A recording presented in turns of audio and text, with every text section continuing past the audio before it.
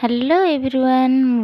ଭାକୁର ମାଛ ତାକୁ ଭଲସେ ଧୋଇକି ହଳଦୀ ଲୁଣ ଗୋଳେଇକି ସୋରିଷ ତେଲ ପୁରା କଢ଼ା କରି ଭାଜି ଦେଖନ୍ତୁ କେତେ ସୁନ୍ଦର ଭାବରେ ମାଛ ଭଜା ହେଇ। ଏ ଭାକୁର ମାଛରେ ଆଜି ଦହି ମାଛ କରିବା। ଦେଖନ୍ତୁ ମସଲା ପାଇଁ ନେଇଛି ରସୁଣ ଫାଳେ, ରସୁଣ ଗୋଟେ ପିଆଜ, 3ଟି ଶୁଖିଲା ଲଙ୍କା, ଅଳ୍ପ ସୋରିଷ, ଅଳ୍ପ ଜିରା, ତାକୁ ଭଲସେ ଗୋଟେ ପେଷ୍ଟ କରି ନେଇଛି।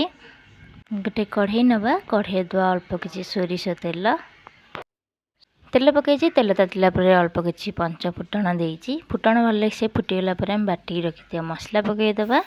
ଭଲସେ ପକାଇଦେଲି ମସଲା ହବାଙ୍କ ଅଳ୍ପ ଗୋଟେ ଚାମଚ ଦେଇଛି ହଳଦୀ, ଅଳ୍ପ ଚିଲି ପାଉଡ଼ର ଦେଇଛି, ସ୍ୱାଦ ଅନୁସାରେ ଅଳ୍ପ ଲୁଣ ଦେଇଛି। ଗୋଟେ ଟମାଟୋ କାଟିକି ନେଇଛି, ଗୋଟେ ଟମାଟୋ ଦେଇଛି, ତାକୁ ଭଲସେ 5 ମିନିଟ୍ କଷିଦେବା। ମୁଁ ଭାଜିକି ଆଳୁ ନେଇଛି, ଭଜା ଆଳୁ, ଆପଣ ଚାହିଁଲେ ପକାଇ ପାରିବେ, ସ୍କିପ୍ କରିପାରିବେ। ଆଳୁ ପକାଇ ଆମେ 5 ମିନିଟ୍ କଷିବା। ଆଳୁ ମସଲା ଆମର ଭଲସେ କଷି ଆସିଲାଣି, ତାପରେ ପାଣି ଦେଇଦେବା। ପାଣି ଦେଇକି ଗୋଳେଇକି ଛାଡ଼ିଦେବା ଫୁଟିବା ପାଇଁ। ତରକାରୀ ଆମର ଭଲସେ ଫୁଟିକି ଦେଖନ୍ତୁ କେତେ ସୁନ୍ଦର ଭାବରେ ଫୁଟି ଆସିଲାଣି। ଆଳୁ ବି ସିଝି ଯାଇଛି। ମାଛ ଯେଉଁ ଭାଜି ରହିଥିଲେ ସବୁ ମାଛକୁ ପକାଇ ନେବା।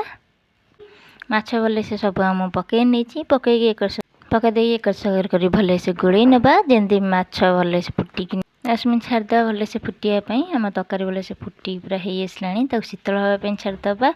ତରକାରୀ ଅଳ୍ପ ଶୀତଳ ହେଲା ପରେ ମୁଁ ଅଧ ତାଟିଆ ଦହି ନେଇଛି, ଦହି ଦେଇଦେବା ତା ଦେହରେ।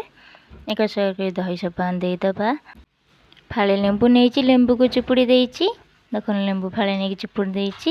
ଧଣିଆ ପତ୍ର କିଛି କାଟିକି ନେଇଯାଇଛି, ତା ଦେହରେ ପକାଇ ଦେଇଛି। ଭଲ ବାସ୍ନା ଆସିବ, ତରକାରୀ ବି ଟେଷ୍ଟ ଆସିବ। ସବୁ ପକାଇ ଦେଇଛି। ରେଡ଼ି ହେଇଗଲା ଆମର ଦହି ମାଛ ତରକାରୀ। ଭଲ ଲାଗିଲେ ଲାଇକ୍ ଗୋଟେ କରିବେ। ରହିଲି, ଦେଖା ହେବ ଗୋଟେ ନୂଆ ଭିଡ଼ିଓରେ।